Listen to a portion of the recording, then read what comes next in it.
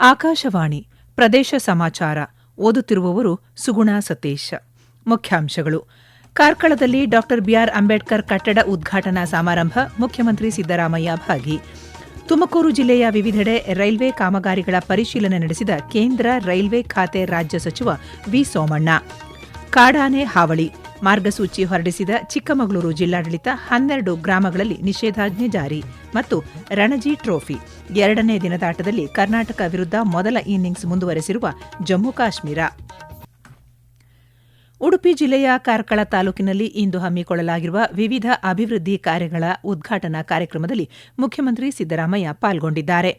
ಜಿಲ್ಲಾಡಳಿತ, ಜಿಲ್ಲಾ ಪಂಚಾಯತ್ ಹಾಗೂ ಸಮಾಜ ಕಲ್ಯಾಣ ಇಲಾಖೆಯ ಸಂಯುಕ್ತಾಶ್ರಯದಲ್ಲಿ ಕಾರ್ಕಳದ ಕುಕ್ಕಂದೂರಿನಲ್ಲಿ ಆಯೋಜಿಸಲಾಗಿರುವ ಸಮಾರಂಭದಲ್ಲಿ ಮುಖ್ಯಮಂತ್ರಿ ಸಿದ್ದರಾಮಯ್ಯ ಡಾ ಬಿಆರ್ ಅಂಬೇಡ್ಕರ್ ಭವನ ಕಟ್ಟಡ ಉದ್ಘಾಟಿಸಲಿದ್ದಾರೆ. ಈ ಭವನ ಸಾಂಸ್ಕೃತಿಕ ಮತ್ತು ಶೈಕ್ಷಣಿಕ ಚಟುವಟಿಕೆಗಳಿಗೆ ಪ್ರಮುಖ ಕೇಂದ್ರವಾಗಲಿದೆ. ಇದೇ ವೇಳೆ ಅವರು ತಾಲೂಕು ಕಚೇರಿ ರಸ್ತೆಯಲ್ಲಿರುವ ಮಹಾತ್ಮ ಗಾಂಧಿ ವಸತಿ ಪ್ರೌಢಶಾಲಾ ಆವರಣದಲ್ಲಿ ನೂತನವಾಗಿ ನಿರ್ಮಿಸಲಾದ ಕಿಸಾನ್ ಸಭಾ ಸಭಾಂಗಣವನ್ನು ಲೋಕಾರ್ಪಣೆಗೊಳಿಸಲಿದ್ದಾರೆ. ಬಳಿಕ ಅವರು ಕಿಸಾನ್ ಸಭಾ ಟ್ರಸ್ಟ್ನ ಮಹಾತ್ಮ ಗಾಂಧಿ ವಸತಿ ಪ್ರೌಢಶಾಲೆಯ 35ನೇ ವರ್ಷದ ಸಮಾರಂಭದಲ್ಲಿ ಪಾಲ್ಗೊಳ್ಳಲಿದ್ದಾರೆ. ಕೇಂದ್ರ ರೈಲ್ವೆ ಮತ್ತು ಜಲಶಕ್ತಿ ಖಾತೆ ರಾಜ್ಯ ಸಚಿವ ವಿ ಸೋಮಣ್ಣ ಇಂದು ತುಮಕೂರು ಜಿಲ್ಲೆಯ ವಿವಿಧೆಡೆ ರೈಲ್ವೆ ಕಾಮಗಾರಿಗಳ ಪರಿಶೀಲನೆ ನಡೆಸಿದರು. ತಿಪಟೂರು ತಾಲೂಕಿನ ಹೊನ್ನವಳ್ಳಿಯ ಎಲ್ಸಿ 88ರ ಬದಲಾಗಿ ನಿರ್ಮಿಸುತ್ತಿರುವ ರಸ್ತೆ ಮೇಲ್ಸೇತುವೆ ಕಾಮಗಾರಿಯ ಪರಿಶೀಲನೆ ನಡೆಸಲಾಯಿತು. ಬಾಡೇನಹಳ್ಳಿ ಗೇಟ್ನಲ್ಲಿ ರಸ್ತೆ ಕೆಳ ಸೇತುವೆಗಳ ಪರಿಶೀಲನೆ, ನಿಟ್ಟೂರು ಮೈಸೂರು ಗೇಟ್ ಬಳಿ ನಿರ್ಮಿಸಿರುವ ಲೆವೆಲ್ ಗೇಟ್ ಮತ್ತು ರಸ್ತೆ ಕೆಳ ಸೇತುವೆ ಉದ್ಘಾಟನೆಯನ್ನು ಸಚಿವರು ನೆರವೇರಿಸಿದರು. ಈ ಸಂದರ್ಭದಲ್ಲಿ ರೈಲ್ವೆ ಅಧಿಕಾರಿಗಳು ಹಾಗೂ ಸ್ಥಳೀಯ ಮುಖಂಡರು ಉಪಸ್ಥಿತರಿದ್ದರು. ಚಿಕ್ಕಮಗಳೂರು ಜಿಲ್ಲೆಯ ಮಲೆನಾಡು ಭಾಗದ ಹಲವೆಡೆ ಕಾಡಾನೆಗಳ ಸಂಚಾರ ಹೆಚ್ಚಾಗಿದ್ದು, ಜನರ ಸುರಕ್ಷತೆ ದೃಷ್ಟಿಯಿಂದ ಜಿಲ್ಲಾಡಳಿತ ಕೆಲ ಮಾರ್ಗಸೂಚಿಗಳನ್ನು ಹೊರಡಿಸಿದೆ. ಕಾಡಾನೆಗಳು ಹೆಚ್ಚಾಗಿ ಸಂಚರಿಸುತ್ತಿರುವ ಚಿಕ್ಕಮಗಳೂರು ತಾಲೂಕಿನ ಮೂಕ್ತಿಹಳ್ಳಿ, ವಸ್ತಾರೆ, ಮತ್ತಾವರ, ದಂಬದಳ್ಳಿ, ನಲ್ಲೂರು, ಕಾರೆಮನೆ, ಹುಕ್ಕೊಂದ, ಜೋಳದಾಳ್, ಚಿಕ್ಕೊಳ್ಳಲಿ, ತಳಿಹಳ್ಳ, ಶಿರಗುಂದ, ಗಡಬನಹಳ್ಳಿ ಎಂಬ 12 ಗ್ರಾಮಗಳಲ್ಲಿ ಸಂಜೆ 4ರಿಂದ ಬೆಳಗ್ಗೆ 8 ಗಂಟೆಯವರೆಗೆ ನಿಷೇಧಾಜ್ಞೆ ಜಾರಿಗೊಳಿಸಲಾಗಿದೆ. ಈ ಗ್ರಾಮಗಳ ಸುತ್ತಮುತ್ತಲಿನ ಜನರು, ಕಾರ್ಮಿಕರು ಎಚ್ಚರಿಕೆಯಿಂದ ಇರುವಂತೆ ಸಲಹೆ ನೀಡಲಾಗಿದೆ. ಮತ್ತೊಂದೆಡೆ ಅರಣ್ಯ ಸಚಿವ ಈಶ್ವರ್ ಬಿ ಖಂಡ್ರೆ ಚಿಕ್ಕಮಗಳೂರು ಅರಣ್ಯ ಅಧಿಕಾರಿಗಳೊಂದಿಗೆ ವರ್ಚುವಲ್ ಮೂಲಕ ಸಭೆ ನಡೆಸಿದ್ದು, ಕಾಡಾನೆಗಳ ಹಾವಳಿ ತಪ್ಪಿಸಲು ಹಾಗೂ ಜನರ ಮೇಲೆ ದಾಳಿಗಳು ನಡೆಯದಂತೆ ಅಗತ್ಯ ಮುಂಜಾಗ್ರತಾ ಕ್ರಮಗಳನ್ನು ಕೈಗೊಳ್ಳುವಂತೆ ಸೂಚನೆ ನೀಡಿದ್ದಾರೆ. ಸ್ವತ್ತು ಕಳವು ಪ್ರಕರಣಗಳನ್ನು ಭೇದಿಸುವಲ್ಲಿ ನಗರ ಪೊಲೀಸರು ಯಶಸ್ವಿಯಾಗಿದ್ದಾರೆ ಎಂದು ಮೈಸೂರು ನಗರ ಪೊಲೀಸ್ ಆಯುಕ್ತೆ ಸೀಮಾ ಲಾಟ್ಕರ್ ತಿಳಿಸಿದ್ದಾರೆ. ಇಂದು ನಗರ ಪೊಲೀಸ್ ಕಚೇರಿಯಲ್ಲಿ ಸುದ್ದಿಗೋಷ್ಠಿಯನ್ನುದ್ದೇಶಿಸಿ ಮಾತನಾಡಿದ ಅವರು, ನಗರ ವ್ಯಾಪ್ತಿಯ ಸರಸ್ವತಿಪುರಂ, ಕುವೆಂಪು ನಗರ, ಲಷ್ಕರ್ ಮೊಹಲ್ಲಾ, ವಿದ್ಯಾರಣ್ಯಪುರಂ, ವಿಜಯನಗರ, ಮೇಟಗಳ್ಳಿ, ಮಂಡಿ ಹಾಗೂ ನರಸಿಂಹರಾಜ ಪೊಲೀಸ್ ಠಾಣಾ ವ್ಯಾಪ್ತಿಗಳಲ್ಲಿ ನಡೆದ ಕಳವು ಪ್ರಕರಣಗಳಲ್ಲಿ 2 ಕೆಜಿ 50 ಗ್ರಾಂ ಚಿನ್ನ, 5 ಕೆಜಿ 312 ಗ್ರಾಂ ಬೆಳ್ಳಿ ಪದಾರ್ಥಗಳು, 57 ವಿವಿಧ ಬಗೆಯ ವಾಹನಗಳು ಸೇರಿದಂತೆ ಒಟ್ಟು 2,96 ಲಕ್ಷಕ್ಕೂ ಹೆಚ್ಚು ಮೌಲ್ಯದ ಚಿನ್ನಾಭರಣ ಹಾಗೂ 10 ಲಕ್ಷಕ್ಕೂ ಹೆಚ್ಚು ನಗದು ಸೇರಿದಂತೆ ಇತರೆ ಸ್ವತ್ತುಗಳನ್ನು ವಶಪಡಿಸಿಕೊಳ್ಳಲಾಗಿದೆ ಎಂದು ತಿಳಿಸಿದ್ದಾರೆ. ಎಲ್ಲ ಪ್ರಕರಣಗಳನ್ನು ಭೇದಿಸುವಲ್ಲಿ ಮೈಸೂರು ನಗರ ಪೊಲೀಸ್ ಸಿಬ್ಬಂದಿ ಯಶಸ್ವಿಯಾಗಿದ್ದಾರೆ ಎಂದು ಅವರು ತಿಳಿಸಿದ್ದಾರೆ. ಪ್ರಕರಣಗಳನ್ನು ಭೇದಿಸಿದ ಪೊಲೀಸ್ ಸಿಬ್ಬಂದಿಗೆ ಪ್ರಶಂಸನಾ ಪತ್ರ ನೀಡಿ ಅಭಿನಂದಿಸಲಾಗಿದೆ. ಈ ವೇಳೆ ನಗರ ಪೊಲೀಸ್ ಉಪ ಪೊಲೀಸ್ ಆಯುಕ್ತ ಸುಂದರ್ ರಾಜ್, ರವಿ ಪ್ರಸಾದ್ ಹಾಗೂ ಇತರೆ ಪೊಲೀಸ್ ಸಿಬ್ಬಂದಿ ಉಪಸ್ಥಿತರಿದ್ದರು. ಮುಳಬಾಗಿಲು ತಾಲೂಕಿನಲ್ಲಿ ಕುಡಿಯುವ ನೀರು ಮತ್ತು ಜಾನುವಾರುಗಳಿಗೆ ಮೇವಿನ ಸಮಸ್ಯೆಯಾಗದಂತೆ ಅಧಿಕಾರಿಗಳು ಸೂಕ್ತ ಕ್ರಮ ವಹಿಸಬೇಕು ಎಂದು ಶಾಸಕ ಸಮೃದ್ಧಿ ಮಂಜುನಾಥ್ ಸೂಚಿಸಿದ್ದಾರೆ. ಕುಡಿಯುವ ನೀರಿನ ಕಾರ್ಯಪಡೆ ಸಭೆಯಲ್ಲಿ ಮಾತನಾಡಿದ ಅವರು, ತಾಲೂಕಿನ 30 ಪಂಚಾಯಿತಿಗಳ 306 ಗ್ರಾಮಗಳಿಗೆ 582 ಕೊಳವೆ ಬಾವಿ ಕೊರೆಸಿದ್ದು, ಇದರಲ್ಲಿ 519 ಕೊಳವೆ ಬಾವಿಗಳು ಕಾರ್ಯನಿರ್ವಹಿಸುತ್ತಿವೆ. 43 ಹಳ್ಳಿಗಳಲ್ಲಿ ನೀರಿನ ಕೊರತೆ ಎದುರಾಗಬಹುದು ಎಂದು ಊಹಿಸಲಾಗಿದೆ. ನಗರದ 11 ವಾರ್ಡ್ಗಳಲ್ಲಿ ನೀರಿನ ಕೊರತೆ ಉಂಟಾದರೆ ಕೂಡಲೇ ಟ್ಯಾಂಕರ್ ಬಾಡಿಗೆಗೆ ಪಡೆದು ಸಮಸ್ಯೆಯನ್ನು ಬಗೆಹರಿಸಬೇಕು ಎಂದಿದ್ದಾರೆ. ಮುಂದಿನ 3 ತಿಂಗಳು ಯಾವುದೇ ಸಮಸ್ಯೆ ಬಂದರೂ ಹಿರಿಯ ಅಧಿಕಾರಿಗಳ ಗಮನಕ್ಕೆ ತಂದು ಸಮಸ್ಯೆ ಬಗೆಹರಿಸಬೇಕು. ತಾಲೂಕಿನಲ್ಲಿ ಪ್ರಸ್ತುತ 49,362 ಟನ್ ಮೇವು ಲಭ್ಯವಿದೆ. ಜಾನುವಾರುಗಳಿಗೆ ಕುಡಿಯುವ ನೀರು ಮತ್ತು ಮೇವಿನ ಕೊರತೆಯಾಗಬಾರದು ಎಂದು ಸೂಚಿಸಿದ್ದಾರೆ. ಪ್ರದೇಶ ಸಮಾಚಾರ ಕೇಳುತ್ತಿದ್ದೀರಿ.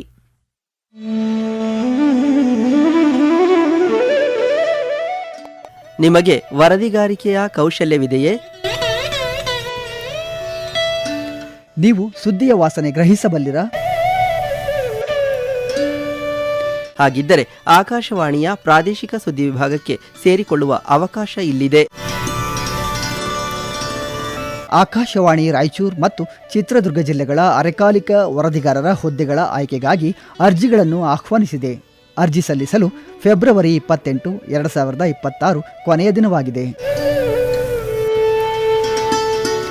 ಹೆಚ್ಚಿನ ವಿವರಗಳಿಗೆ ನಮ್ಮ ಫೇಸ್ಬುಕ್ ಪೇಜ್ ಆಕಾಶವಾಣಿ ವಾರ್ತೆ ಕನ್ನಡ ಅಥವಾ ಎಕ್ಸ್ ಖಾತೆ ಮತ್ತು ಇನ್ಸ್ಟಾಗ್ರಾಂ ಖಾತೆ ಆಕಾಶವಾಣಿ ನ್ಯೂಸ್ ಕನ್ನಡವನ್ನು ಸಂಪರ್ಕಿಸಬಹುದು.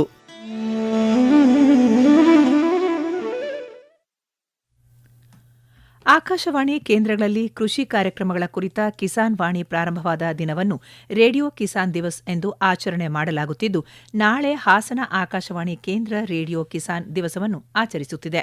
ಇದರ ಅಂಗವಾಗಿ ಕೃಷಿಯಲ್ಲಿ ಕೃತಕ ಬುದ್ದಿಮತ್ತೆಯ ಪರಿಣಾಮಕಾರಿ ಬಳಕೆ ಕುರಿತ ಒಂದು ದಿನದ ಕಾರ್ಯಾಗಾರ ಆಯೋಜನೆ ಮಾಡಲಾಗಿದೆ ಎಂದು ಹಾಸನ ಆಕಾಶವಾಣಿ ಕೇಂದ್ರದ ಕಾರ್ಯಕ್ರಮ ಮುಖ್ಯಸ್ಥರಾದ ಸುಜಾತ ಎಫ್ ತಳವಾರ್ ತಿಳಿಸಿದ್ದಾರೆ. ದೇಶದಲ್ಲಿ ಮೊಟ್ಟಮೊದಲ ಬಾರಿಗೆ ಕಿಸಾನ್ ವಾಣಿ ಕಾರ್ಯಕ್ರಮವನ್ನು ಹಾಸನ ಆಕಾಶವಾಣಿ ಕೇಂದ್ರದ ಮೂಲಕ ಪ್ರಸಾರ ಮಾಡಲಾರಂಭಿಸಿದ ಹೆಗ್ಗಳಿಕೆ ಹಾಸನ ಆಕಾಶವಾಣಿ ಕೇಂದ್ರಕ್ಕೆ ಇದೆ. ಕಳೆದ 22 ವರ್ಷಗಳಿಂದ ನಿರಂತರವಾಗಿ ಕಿಸಾನ್ ವಾಣಿ ಕಾರ್ಯಕ್ರಮ ಕೇಂದ್ರದಿಂದ ಪ್ರಸಾರವಾಗುತ್ತಿದ್ದು, ಕಾರ್ಯಾಗಾರವನ್ನು ಹಾಸನದ ಜಿಲ್ಲಾಧಿಕಾರಿ ಕೆಎಸ್ ಲತಾಕುಮಾರಿ ಉದ್ಘಾಟಿಸಲಿದ್ದಾರೆ. ಬೆಂಗಳೂರು ಗ್ರಾಮಾಂತರ ಜಿಲ್ಲೆಯ ನೆಲಮಂಗಲ ನಗರಸಭೆಯ ಅಧ್ಯಕ್ಷ ಮತ್ತು ಉಪಾಧ್ಯಕ್ಷರನ್ನು ಆಯ್ಕೆ ಮಾಡಲು ನಡೆದ ಚುನಾವಣೆಯಲ್ಲಿ ವಿಪ್ ಉಲ್ಲಂಘನೆ ಮಾಡಿದ್ದಕ್ಕಾಗಿ ನೆಲಮಂಗಲ ನಗರಸಭೆಯ 7 ಸದಸ್ಯರನ್ನು ಅನರ್ಹಗೊಳಿಸಿ ಜಿಲ್ಲಾಧಿಕಾರಿ ಎಬಿ ಬಸವರಾಜ್ ಆದೇಶಿಸಿದ್ದಾರೆ. ಜೆಡಿಎಸ್ ನೀಡಿದ್ದ ವಿಪ್ ಉಲ್ಲಂಘನೆ ಮಾಡಿ ಪ್ರತಿಪಕ್ಷ ಕಾಂಗ್ರೆಸ್ ಅಭ್ಯರ್ಥಿಗೆ ಮತ ಚಲಾಯಿಸಿದ್ದನ್ನು ಪಕ್ಷವು ಮನ್ನಿಸದ ಕಾರಣ ಕರ್ನಾಟಕ ಸ್ಥಳೀಯ ಸಂಸ್ಥೆಗಳ ಪಕ್ಷಾಂತರ ನಿಷೇಧ ಅಧಿನಿಯಮದ ಅನ್ವಯ ತಕ್ಷಣದಿಂದ ಜಾರಿಗೆ ಬರುವಂತೆ 7 ಸದಸ್ಯರನ್ನು ಅನರ್ಹಗೊಳಿಸಲಾಗಿದೆ. ಕಳೆದ 2025 ಫೆಬ್ರವರಿ 13ರಂದು ನೆಲಮಂಗಲ ನಗರಸಭೆಯ ಅಧ್ಯಕ್ಷ ಮತ್ತು ಉಪಾಧ್ಯಕ್ಷರ ಚುನಾವಣೆಯಲ್ಲಿ ಪಕ್ಷದ ಆದೇಶವನ್ನು ಉಲ್ಲಂಘನೆ ಮಾಡಿ ಮತ ಚಲಾಯಿಸಿದ್ದ ಹಿನ್ನೆಲೆಯಲ್ಲಿ ಜೆಡಿಎಸ್ ಜಿಲ್ಲಾಧ್ಯಕ್ಷರು ದೂರು ಸಲ್ಲಿಸಿದ್ದರು ಎಂದು ವಿಚಾರಣೆ ನಡೆಸಿದ ಜಿಲ್ಲಾಧಿಕಾರಿ ಈ ಆದೇಶ ನೀಡಿದ್ದಾರೆ. ಕನ್ನಡ ಮತ್ತು ಸಂಸ್ಕೃತಿ ಇಲಾಖೆ ಕುವೆಂಪು ಭಾಷಾ ಭಾರತಿ ಪ್ರಾಧಿಕಾರ ವತಿಯಿಂದ ಬೆಂಗಳೂರಿನ ಕಲಾಗ್ರಾಮದಲ್ಲಿಂದು ಕುವೆಂಪು ವಿಚಾರ ಕ್ರಾಂತಿಯ ಸ್ವರೂಪ ವಿಷಯ ಕುರಿತು ತಿಂಗಳ ಉಪನ್ಯಾಸ ಕಾರ್ಯಕ್ರಮ ಹಮ್ಮಿಕೊಂಡಿದೆ. ಖ್ಯಾತ ಸಂಸ್ಕೃತಿ ಚಿಂತಕರು ಹಾಗೂ ಸಾಹಿತಿಗಳಾದ ನಾಡೋಜ ಪ್ರೊಫೆಸರ್ ಬರಗೂರು ರಾಮಚಂದ್ರಪ್ಪ ಉಪನ್ಯಾಸ ನೀಡಲಿದ್ದಾರೆ. ಕುವೆಂಪು ಭಾಷಾ ಭಾರತಿ ಪ್ರಾಧಿಕಾರದ ಅಧ್ಯಕ್ಷ ಡಾ ಚೆನ್ನಪ್ಪ ಕಟ್ಟಿ ಕಾರ್ಯಕ್ರಮದ ಅಧ್ಯಕ್ಷತೆ ವಹಿಸಲಿದ್ದಾರೆ. ಕಾರ್ಯಕ್ರಮ ಇಂದು ಸಂಜೆ 5 ಗಂಟೆಗೆ ನಡೆಯಲಿದೆ. ಹಾವೇರಿ ಜಿಲ್ಲೆಯಲ್ಲಿ ಪ್ರಸಕ್ತ ಸಾಲಿನಲ್ಲಿ 52 ಬಾಲ್ಯ ವಿವಾಹಗಳನ್ನು ತಡೆಯಲಾಗಿದ್ದು, ಮಕ್ಕಳ ಮೇಲಿನ ಲೈಂಗಿಕ ದೌರ್ಜನ್ಯ ತಡೆ ಕಾಯ್ದೆ ಹಾಗೂ ಬಾಲ್ಯ ವಿವಾಹಕ್ಕೆ ಸಂಬಂಧಪಟ್ಟಂತೆ 35 ಪ್ರಕರಣ ಕಂಡುಬಂದಿದೆ ಎಂದು ಜಿಲ್ಲಾ ಮಹಿಳಾ ಮತ್ತು ಮಕ್ಕಳ ಅಭಿವೃದ್ಧಿ ಇಲಾಖೆಯ ಉಪನಿರ್ದೇಶಕಿ ರೇವತಿ ಎಸ್ ಹೊಸಮಠ ತಿಳಿಸಿದ್ದಾರೆ. ಬಾಲ್ಯ ವಿವಾಹ ಹಾಗೂ ಪೋಕ್ಸೋ ಪ್ರಕರಣಗಳ ತಡೆ ಸೇರಿದಂತೆ ಮಕ್ಕಳ ರಕ್ಷಣೆ ಕಾಯ್ದೆಗಳ ಕುರಿತು ಗ್ರಾಮ ಪಂಚಾಯಿತಿ ಅಧಿಕಾರಿ, ಅಂಗನವಾಡಿ ಕಾರ್ಯಕರ್ತೆಯರು, ಶಾಲಾ ಶಿಕ್ಷಕರಿಗಾಗಿ ಆಯೋಜಿಸಲಾಗಿದ್ದ ವಿಶೇಷ ಕಾರ್ಯಾಗಾರದಲ್ಲಿ ಮಾತನಾಡಿದ ಅವರು, ಮಕ್ಕಳ ರಕ್ಷಣೆಯಲ್ಲಿ ವಸತಿ ನಿಲಯಗಳ ಮೇಲ್ವಿಚಾರಕರ ಜವಾಬ್ದಾರಿ ಹೆಚ್ಚಿದೆ.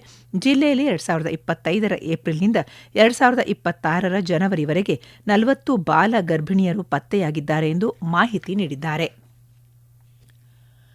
ಮಂಗಳೂರಿನ ಪ್ರಮುಖ ಆಸ್ಪತ್ರೆಗಳಲ್ಲಿ ಒಂದಾದ ವೆನ್ಲಾಕ್ ಆಸ್ಪತ್ರೆಯ ಎಸ್ಟಿಪಿ ಘಟಕ ಮೇಲ್ದರ್ಜೆಗೇರಿಸಲು 2 ಕೋಟಿ ರೂಪಾಯಿ ಮೊತ್ತದ ಕಾಮಗಾರಿಗೆ ಅನುಮೋದನೆ ದೊರೆತಿದೆ. ವೆನ್ಲಾಕ್ ಆಸ್ಪತ್ರೆಯು 905 ಹಾಸಿಗೆಯ ಸಾಮರ್ಥ್ಯ ಹೊಂದಿದ್ದು ಒಟ್ಟು 21 ಕಟ್ಟಡಗಳನ್ನು ಹೊಂದಿದೆ. ಇಲ್ಲಿನ ಎಸ್ಟಿಪಿ ಘಟಕವು 350 ಕೆಎಲ್ಡಿ ಸಾಮರ್ಥ್ಯ ಹೊಂದಿದ್ದು ಕೊಳಚೆ ನೀರು ಸಂಸ್ಕರಣೆಯಲ್ಲಿ ಪರಿಣಾಮಕಾರಿ ವಿಧಾನವಾದ ಎನೆರೋಬಿಕ್ ಸ್ಲಡ್ಜ್ ಬ್ಲಾಂಕೆಟ್ ಅನ್ನು ಹೊಂದಿದೆ.